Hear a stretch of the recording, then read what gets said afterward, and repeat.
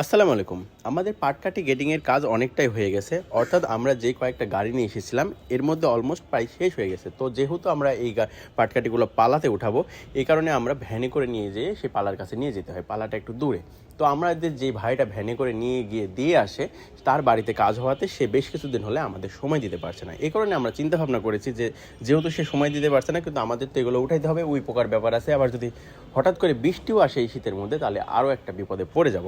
এই কারণে আমরা চিন্তা ভাবনা করেছিলাম কি করা যায়। তো তখন দেখলাম যে আমাদের এক চাচা, অর্থাৎ আমার খুব কাছের কাকা, তার একটা ভ্যান আছে। তো যেহেতু ওই ভ্যানটা খুব একটা কাজের না, তার নিজের পার্সোনাল কাজেই ব্যবহার করে, তো আমরা তার থেকে ভ্যানটা চেয়ে নিয়েছি এবং এই ভ্যানে করে অল্প অল্প করে আমরা সেই পাটকাঠিগুলো আমাদের পালার কাছে নিয়ে গেছি এবং পালাতে তুলে রেখে এসেছি। তো আর কিছু বাকি আছে, এটাও আমরা সেই কাকার কাছ থেকেই ভ্যানটা নিয়েই করে ফেলবো ইনশাল্লাহ।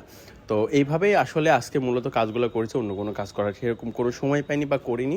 আর যে কাজটা করি বলতে সেই ওটা হচ্ছে হাঁসের খামারের কাজ, যেটা আমাদের করতেই হয় সব কাজের ফাঁকে, বা সব কাজ না হলেও ওই কাজটা করতে হয়। তবে পাটকাঠির কাজটা আমরা আজকে এইভাবেই করেছি, আর এইভাবে করবো যতদিন ওই ভাইটার আমাদের সময় দিতে মানে সময় দিতে পারে, ততদিন আমাদের এইভাবেই এই কাজগুলো করতে হবে। তো আজকের মতো এটুকুই। সবাই ভালো থাকবেন। আসসালামু আলাইকুম। আল্লাহ হাফেজ।